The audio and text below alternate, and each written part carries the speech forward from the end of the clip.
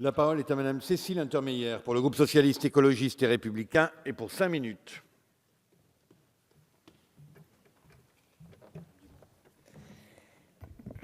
Monsieur le ministre, madame la rapporteure, mes chers collègues, que l'on soit de l'opposition ou de la majorité, que l'on soit frondeur ou légitimiste, nul ne peut critiquer le bilan du quinquennat sur la déontologie de la vie publique.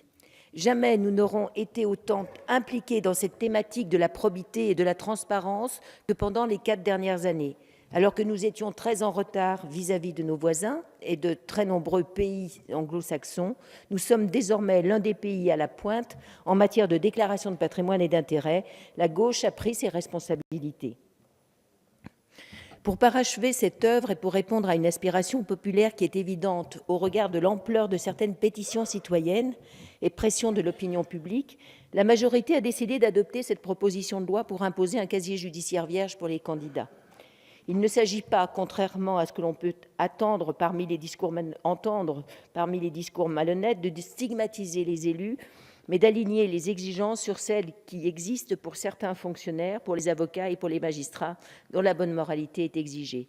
En effet, plusieurs centaines de professions exigent un casier judiciaire vierge, ou au moins que n'y soit inscrite aucune mention incompatible avec l'exercice des fonctions remplies. Être un élu n'est pas une fonction ni une activité comme les autres. L'image que renvoie la représentation politique impacte la société tout entière. Tendre vers cette exigence doit participer de la volonté de renouer un lien de confiance avec les citoyens. On ne peut pas ainsi prétendre gouverner, décider au nom et pour le compte des citoyens, sans exigence. Être élu exige de démontrer une capacité à aller au-delà de ses propres intérêts, à se transcender en faveur de l'intérêt général. On comprend le paradoxe vis-à-vis du citoyen de voir des élus édicter des règles qu'ils ne respecteraient pas eux-mêmes. Si l'élu n'est pas un citoyen extraordinaire, nécessairement un modèle de vertu, et à ce propos, je dirais que l'exemplarité ne peut toutefois, à mon sens, s'imposer de manière maximaliste sans porter atteinte au principe constitutionnel d'égalité, il doit toutefois être à la hauteur du citoyen ordinaire qui lui a donné sa confiance. Et cette proposition de loi, à la fois mesurée et exigeante, va dans le bon sens. Bien entendu, il faut respecter le droit à l'oubli et accepter, comme le droit le prévoit déjà d'ailleurs, que soient effacées les mentions d'un bulletin à l'issue d'une période de plusieurs années d'exemplarité. Il faut admettre la possibilité de se racheter après quelques années d'engagement exemplaire dans la vie publique, voire politique. Enfin, de telles mesures déontologiques mettent progressivement en œuvre un nouvel état d'esprit au sein de notre République et implantent chez nos élus et les citoyens une nouvelle mentalité qui se répercutera sur l'efficacité de l'action publique. Cette mesure préventive que constitue la présentation d'un extrait de casier judiciaire au stade de la candidature ne nous exonère pas de la nécessité de repenser le système de responsabilité civile et pénale des élus, du président de la République et des membres du gouvernement.